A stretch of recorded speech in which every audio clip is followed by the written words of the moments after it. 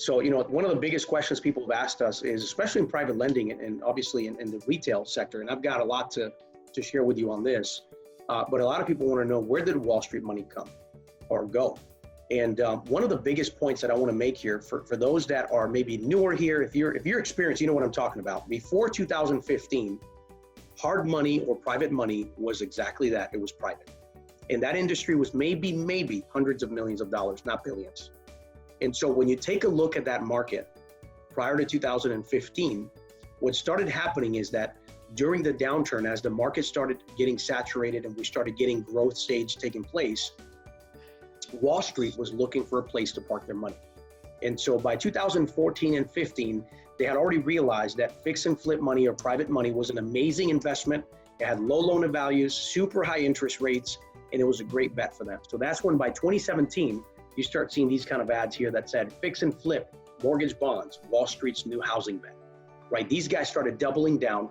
And before you know it, within just a couple of years, Wall Street, through a variety of different entities of theirs, began to go to companies like mine and said, hey, you got a nice shop, you're doing a lot of business. What if I gave you cheaper capital or bought paper from you to liquidate so that you can triple or quadruple your business? And so before you know it, all of the lenders in the marketplace who obviously wanted to do more money and grow their business ended up taking money from Wall Street. That made a massive amount of competition, a lot of private money lenders that are only backed by this. And so what ultimately happened when the coronavirus hit, it wasn't that they didn't trust the real estate sector, is that they didn't know of certainty of what was going on in the marketplace. So what they did is, leveraging the power they had, only they really knew how much capital was in the market, they just immediately hit the brakes and stopped buying mortgages from private lenders. So literally overnight, all of a sudden the hard money lenders disappeared because they're out of business. Their only channels were these institutions. And they already had shackles with them. So they're done. They're out of business until these guys come back. So where did the actual money go? So what ended up happening is Wall Street, realizing that there's opportunity in this disparity, what they ended up doing is going back to the government and said, if you don't want us to shut down retail, make it worth our while. So the government then all of a sudden started guaranteeing to buy back their mortgages on the retail sector. So if you look at it from Wall Street's perspective, in a very down market, to have the government guarantee to buy the mortgages you're funding so that you don't have to take the risk, why would you invest in any other private money lending unless if the rates are extremely high and unless if you have extremely amazing terms for yourself? And so what they did is they transitioned the money, started putting it in retail, in the real retail consumer sector that is government backed. And now they're slowly but surely beginning to identify where in the private space they feel that they fit. And so that's really what's starting to happen as we speak right now. There's few institutional groups coming back since our last conversation. In fact, there was maybe one or two that I knew of. There's a couple now coming back, but when you look at their guidelines are insane. And what I mean by that is, there's one, I'll give you an example.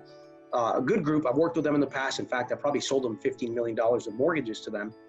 And their minimum FICO requirements now they're looking at just FICO, 700, minimum loan to value, or maximum loan to value, I should say, 55% of after repair value.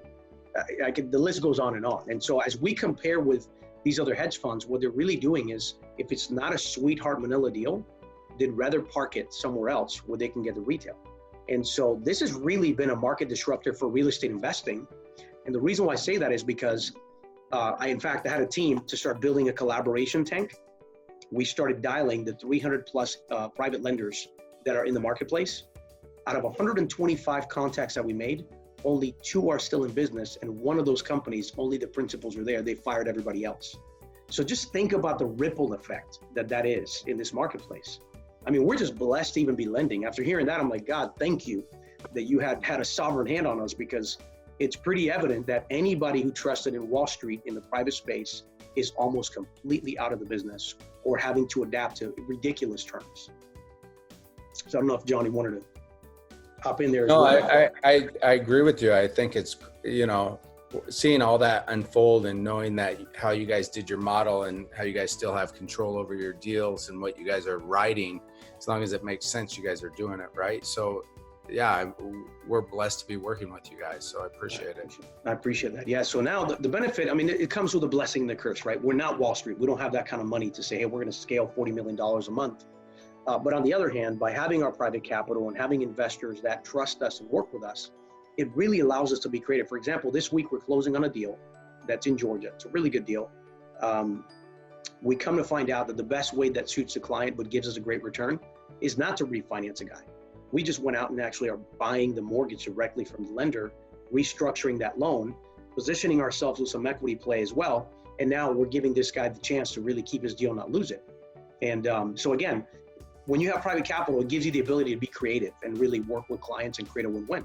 And so that's what we're looking to do right now. And so with regards to the, what we see right now with Wall Street and money coming back for hard money and everything else, I think there will be a gradual process that is going to take place. So if you're considering private money, understand you got to be patient and you have to be very selective to pick the right deals, because right now there is limited liquidity in the marketplace. I would even say that I project over time, probably in the next 2, 3, 6, 7 months, we'll start seeing those guidelines slowly get to a little bit more loose and a little bit more loose. And part of that will be is once they commit a certain amount of money to our markets, let's say, for example, one investment company says we're going to put $100 million back into the space. So it sounds like a lot of money, but it's not, right? But if your guidelines are so tight that literally only 1 out of 15 deals actually fits the box, it's okay if you only have a little bit of money committed. But once you have to deploy that money and you realize that pond is very small, you have to then open it wider. And little by little, what you're going to start seeing is they're going to be very picky, feel out the market, make sure they're safe, expect interest reserves. So what I mean by that is if you are going to get a deal closed, 6-month interest only reserves are going to make you pay it up front so that they're protected and they know that the interest is good for 6 months while the market changes. But even that, little by little, will begin to shift and will get a little bit more and more flexible for you to be able to close your deals. And so just want you guys to get a good perspective on that. Sure. Yeah, we're already seeing the 6-month reserves kick in, right? So it's already here. A lot of lenders have gone to 6 months reserves at closing. So you guys, I mean, that's a total game changer when it comes to lending. I mean, you just bring in more skin to the game, which kind of dilutes what you're able to do. Or if getting in the game, if you're able to. Exactly. And honestly, for those of you guys that are saying, well, man, that sucks. I don't really have a lot of experience. I don't have a lot of liquidity. It doesn't mean you can't do business. The most important thing right now is, and we'll talk more about that at the end, is you need to start working on building the right alliance and start building the right relationships so that you can really get with people. And besides, right now, you want to be with somebody who knows what they're doing, right? I mean, that's important. Somebody's got to be able to navigate these horrible times. So if you're a newbie, it probably makes sense to work with somebody who knows what they're doing, that is guiding you, working with you, and identifying those opportunities with you to make sure they're real, not just some risky investment you're looking at.